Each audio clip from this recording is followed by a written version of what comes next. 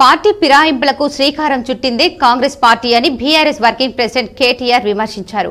ఫిరాయింపులకు నిరోధక చట్టం మరింత కఠినతరం చేస్తామన్న కాంగ్రెస్ దాన్ని గాలికి వదిలేసిందన్న ద్వంద్వ ప్రమాణాలు పాటిస్తుందని మండిపడ్డారు.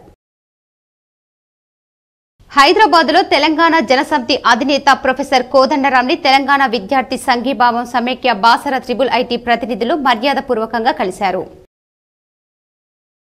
మాక్లూర్ మండలం ముల్లంగి బొంకన్పల్లి గ్రామంలో అమ్మ ఆదర్శ పాఠశాలను collector Rajiv Gandhi Hanumanthu, MPDO Kranthi, MRO Shabbir, వివిధ శాఖల అధికారులు పరిశీలించారు.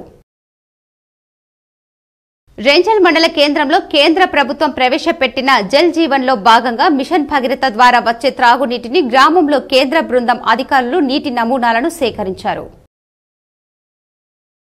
రేంజల్ మండలంలోని తాడుబిలోలి గ్రామంలో గ్రామస్తుల ఆధ్వర్యంలో వర్షాలు సమృద్దిగా పడి గ్రామంలో పాడి పంటలు సమృద్దిగా పండాలని, గ్రామంలోని ప్రజలు సుఖ సంతోషాలతో ఆయురారోగ్యాలతో ఉండాలని రోటి పండుగను 2 రోజుల పాటు గ్రామస్తులు నిర్వహించారు.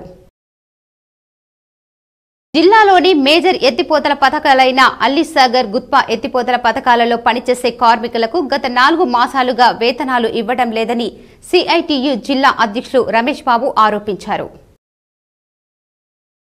ప్రగతిశీల ప్రజాస్వామ్య విద్యార్థి సంఘం పీడీఎస్యు ఆధ్వర్యంలో నీట్ పరీక్షను రద్దు చేయాలని, విద్యార్థులకు న్యాయం చేయాలని మోర్తాడ్ మండల కేంద్రంలో పీడీఎస్యు జిల్లా ఉపాధ్యక్షులు అనిల్ కుమార్ అన్నారు.